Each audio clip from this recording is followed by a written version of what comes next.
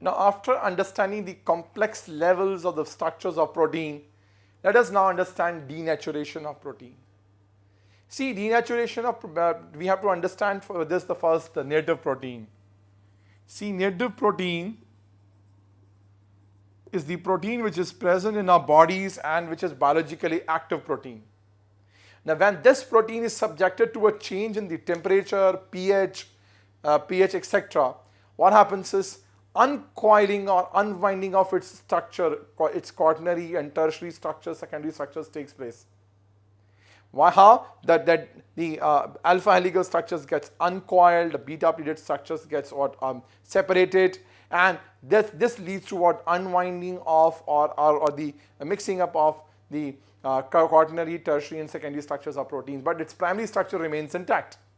This unwinding of the protein complex structures, secondary and tertiary structures, to give primary structures due to change in the pH and temperature, etc., is called denaturation of protein. Once the native protein gets denatured, its biological activity gets stopped. The change of the egg albumin on boiling is the best example of this denaturation, because when we boil it, we heat it, it gets denatured. Earlier it was water soluble, on changing it into one heating, it becomes water insoluble.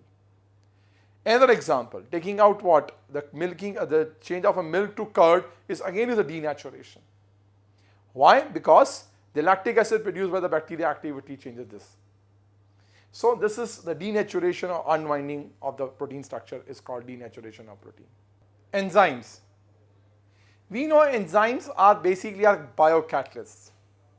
They catalyze the complex biological reactions which takes place in our body or in the body of the living beings.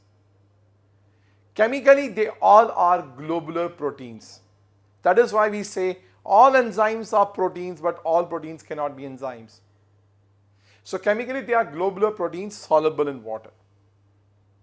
Now, what we need to know is they are highly specific in their nature, and they are usually named on the substrate on which they act. Like maltose is broken down into glucose. That's why the enzyme used for this purpose is called maltase.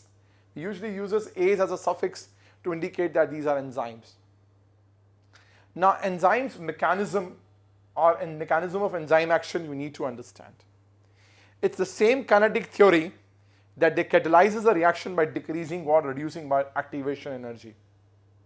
The best example to explain is that the sucrose hydrolysis in absence of the enzyme sucrase is 6.22 kilojoule per mole, whereas it becomes 2.15 kilojoule per mole, this activation energy, when it is taken in presence of the enzyme sucrase.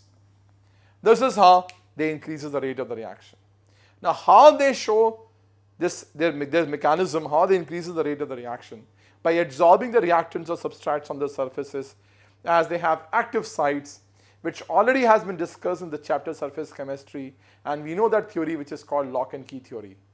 So this is how we describe the mechanism of the enzyme action.